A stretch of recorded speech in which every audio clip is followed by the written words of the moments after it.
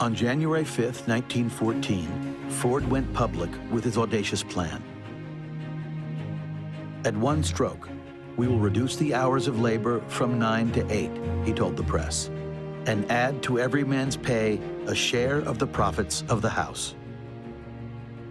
His fellow automakers were appalled by Ford's announcement, certain that higher wages would devastate the industry. One business leader dismissed the idea as the most foolish thing ever attempted in the industrial world. 10,000 men showed up at the factory gates, eager for a job at the Ford Motor Company.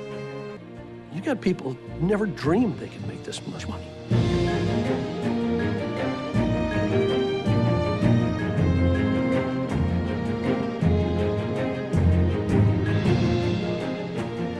Ford's $5 day did more than solve his turnover problem. It transformed him into a national sensation. The story was picked up by papers across the country and around the world. Thousands of newspapers published biographies. The New York Times alone ran 35 stories, and nearly 24 national magazines wrote features. He has created the Model T, the people's car.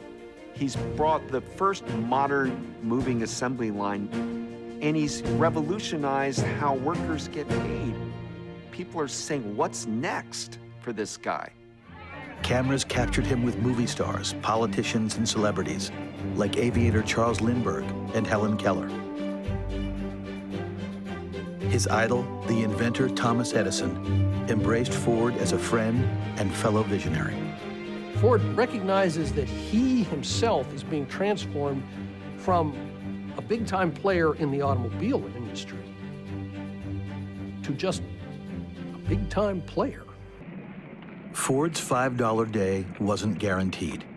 He called it an incentive wage, and it came with strings attached.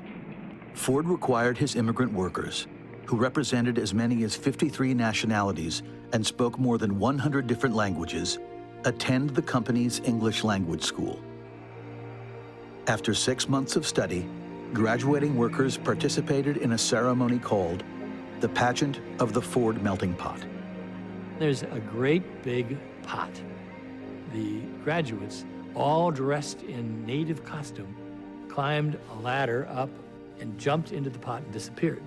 Then the teachers came out with big, long wooden spoons and stuck them in the pot and walked back and forth with a choreography, stirring the pot. The workers come out of the same pot, one by one, wearing a suit, a straw hat, and waving a little American flag. In the months following the $5 day announcement, neatly dressed men prowled Detroit's working-class neighborhoods, seeking out the family, friends, and landlords of Ford employees. They were inspectors from the new Ford Sociological Department, sent to probe into the most intimate corners of workers' lives. If a worker failed inspection, he was given time to amend his ways, and his additional wages were held for him. If he failed a second time, he was fired. In May 1920, Ford began publishing a series of articles in his hometown weekly, the Dearborn Independent, which he had purchased a year and a half earlier.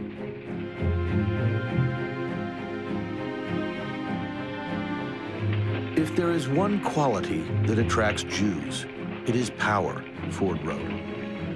It is not merely that there are a few Jews among international financial controllers, it is that these world controllers are exclusively Jews.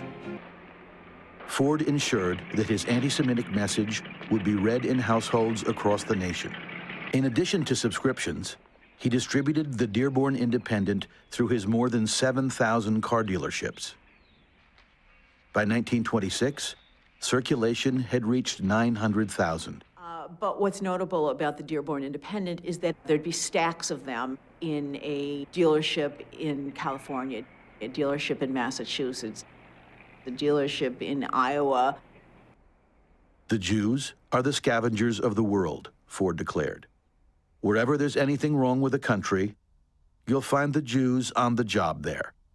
Ford even reprinted the notorious Protocols of the Elders of Zion. The Tsars in Russia created this total fictional account of Jews conspiring to take over the world.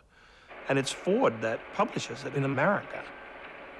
What really matters about Henry Ford is that just he had so much power and so much cultural authority, and when a figure like Henry Ford sanctions this kind of thing, it has, it legitimizes these ideas.